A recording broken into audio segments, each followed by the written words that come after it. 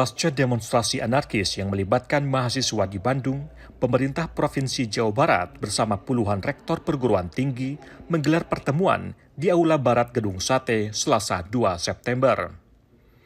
Pertemuan ini menjadi langkah pemerintah untuk menenangkan situasi sekaligus membuka ruang dialog dengan mahasiswa. Menurut Gubernur Jawa Barat, Deddy Mulyadi, akademisi berperan penting memberikan masukan dalam perbaikan tata kelola pemerintahan serta menanggapi dinamika yang terjadi setelah aksi di Bandung beberapa waktu lalu. Besok pemerintah Provinsi Jawa Barat membuka ruang dialog bagi mahasiswa di Jawa Barat untuk hadir di halaman Gedung Sate. Kita akan memfasilitasi, mendengarkan, kemudian insya Allah seluruh apa yang menjadi gagasan konstruksif akan kita laksanakan. Rektor Universitas Padjadjaran Arif Samsul Laksan Kartasasmita mengapresiasi langkah Pemprov Jabar dalam menurunkan tensi demonstrasi dengan menerima aspirasi mahasiswa. Jadi mudah-mudahan kami bisa memanfaatkan kesempatan ini, adik-adik kalau memiliki aspirasi atau apapun bisa diserahkan pada besok, yang sampaikan langsung pada Pak Gubernur dan para pimpinan yang hadir. Mudah-mudahan ini membuka ruang komunikasi ini akan menjadi satu titik balik yang sangat baik untuk kita melakukan satu penyampaian aspirasi yang lebih konstruktif, lebih bersih, lebih bermartabat, dan lebih aman dan sesuai dengan undang-undang. Sebelumnya, aksi unjuk rasa di Bandung berujung anarkis. Sejumlah fasilitas publik dan gedung pemerintahan rusak. Ratusan orang diamankan pihak kepolisian. Melalui pertemuan ini, pemerintah Provinsi Jawa Barat dan Forum Rektor se-Jawa Barat berharap dialog terbuka dapat menjadi solusi untuk meredam ketegangan, menjaga iklim akademik, dan mencegah terulangnya tindakan anarkis di masa depan. Dari Bandung, Jawa Barat, Dian Hardiana, Kantor Berita Antara, mewartakan.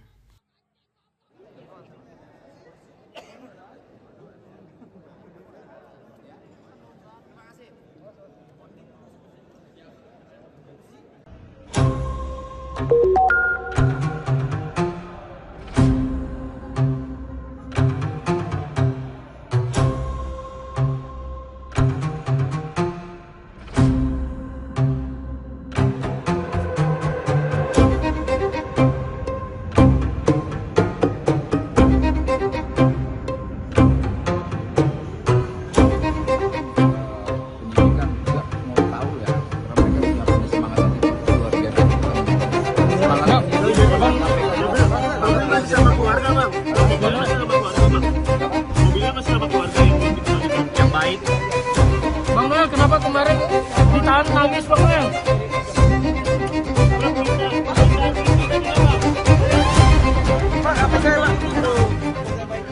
Pengembalian mobil ya, karena kita sangat kooperatif dengan penyidik, karena kita juga mendukung apa yang dilakukan KPK, dan saya juga merasa salah dan mereka menghormati sikap saya yang gentle langsung melakukan kesalahan saya.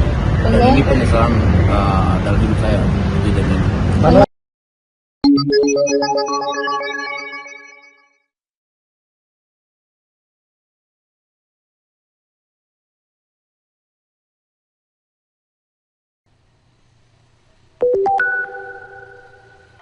Sebanyak 100 personel gabungan Polda Kalteng, TNI, dan Satpol PP diterjunkan untuk menjaga keamanan dan ketertiban masyarakat Kamtibmas dalam patroli gabungan di Palangkaraya Selasa 2 September. Sasaran patroli tersebut meliputi objek vital seperti fasilitas publik, perkantoran termasuk perbankan, hingga pusat keramaian di pasar besar. Patroli dilanjutkan ke arah jalan protokol lainnya seperti di Cilikriwut, Jalan Diponegoro, Jalan Garuda, Bukit Keminting, serta Jalan Yosudarso. Patroli ini bertujuan kita hanya ingin menenangkan masyarakat. Menenangkan dalam arti supaya masyarakat ini tidak perlu khawatir, tidak perlu cemas, apalagi kalau melihat situasi yang ada di media di beberapa daerah membuat mereka juga khawatir. Kami dari kepolisian dan juga dibantu oleh Tentara Nasional Indonesia dan juga seluruh elemen masyarakat ada di sini menjamin keamanan ya. Jadi tolong media juga bisa mempublikasikan itu ya. Terima kasih ya. Tak hanya di Palangkaraya, patroli serupa juga diinstruksikan Kapolda Kalteng kepada jajaran Polres di seluruh kabupaten demi terjaganya stabilitas Kamtibmas di Kalimantan Tengah. Dari Palangkaraya, Kalimantan Tengah, Redianto Tumon, Kantor Berita Antara mewartakan.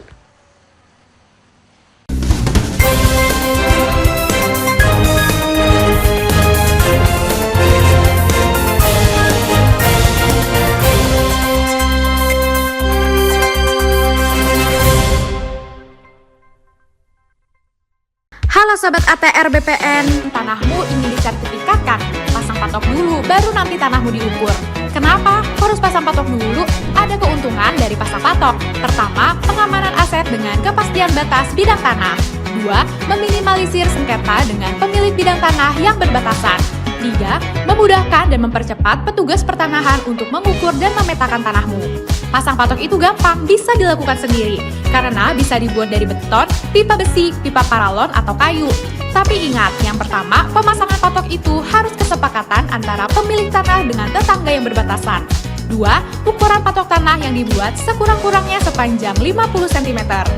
Nah, kalau patok sudah terpasang, tanahmu bisa langsung diukur petugas Kementerian ATR BPN untuk ikut program Pendaftaran Tanah Sistematis Lengkap atau PTSL. Tanahmu jadi bisa lebih cepat bersertifikat. Ayo pasang patok tanahmu, pasang patok anti cekcok, anti caplok. Pengen deh lapor korupsi 198. tapi jangan-jangan gratifikasi ya? 198. Apaan sih 198? Mulai dari informasi gratifikasi, pengaduan dugaan pidana korupsi, hingga informasi publik apapun, cukup telepon ke 198.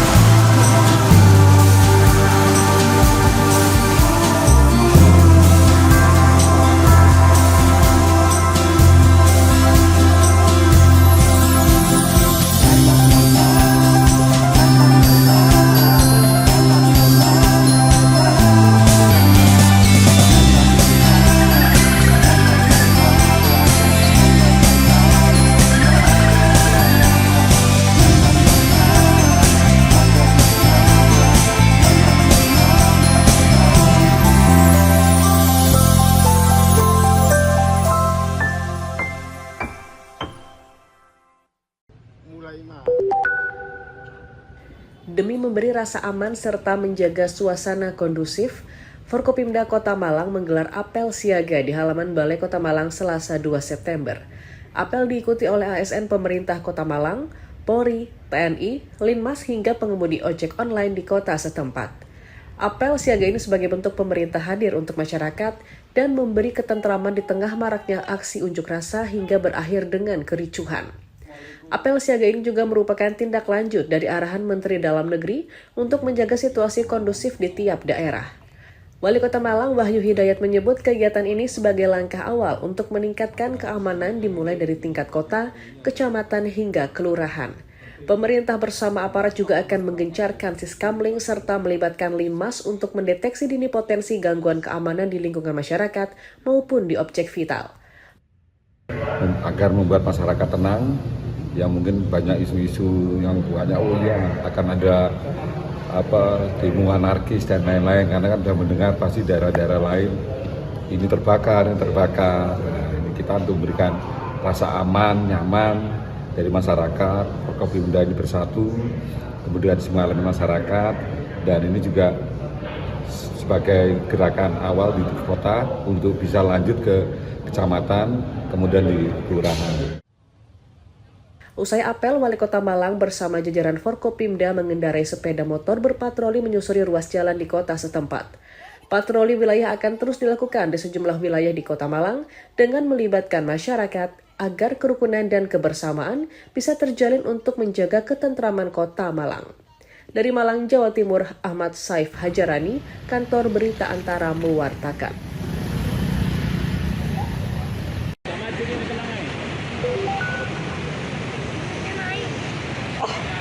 Indonesia tergabung di grup J bersama Laos, Makau, dan Korea Selatan dalam turnamen sepak bola kualifikasi Piala Asia kelompok umur U23 tahun 2026 yang dijadwalkan berlangsung di Sidoarjo, Jawa Timur mulai tanggal 3 hingga 9 September mendatang. Pelatih tim nasional U23 Gerald Vandenberg di Surabaya Selasa 2 September menegaskan kepada skuad Garuda Muda agar menyapu bersih kemenangan di tiap pertandingan sehingga langsung lolos ke putaran final Piala Asia U23 di Arab Saudi yang dijadwalkan berlangsung tahun depan. Khususnya saat menghadapi Korea Selatan yang dinilai sebagai tim terkuat di grup J, Gerald menekankan agar anak-anak asuhnya tidak perlu gentar. Mantan pemain timnas senior Belanda yang tampil di Piala Eropa tahun 1988 dan Piala Dunia 1990 ini mengaku telah meramu timnas U23 dengan gaya permainannya sendiri yang harus diyakini oleh segenap para pemain agar mampu mengalahkan lawan-lawannya. That is something the players need and have to understand. Don't be afraid for opponents. We play our game and we have to level up, and then we will see where we will end, At this moment, I don't care against who we play. The players we select, I'm 100% sure they are good enough. So they have to show and we have to beat the opponent we play against. And now it's Laos, and after that is Macau, and then it's Korea. For me, it's the same. Vandenberg memastikan telah memperbaiki kualitas permainan timnas U23 dengan lebih mempertajam lini serang setelah mengevaluasi kekalahan melawan Vietnam di final Piala ASEAN 2025 belum lama lalu. Babak kualifikasi Piala Asia U23 tahun 2026 diikuti sebanyak 44 tim negara yang terbagi dalam 11 grup. Masing-masing juara grup akan langsung lolos ke putaran final di Arab Saudi yang juga didampingi 4 tim negara di posisi runner-up terbaik. Dari Surabaya, Jawa Timur, Hanif Nasrullah, Kantor Berita Antara mewartakan.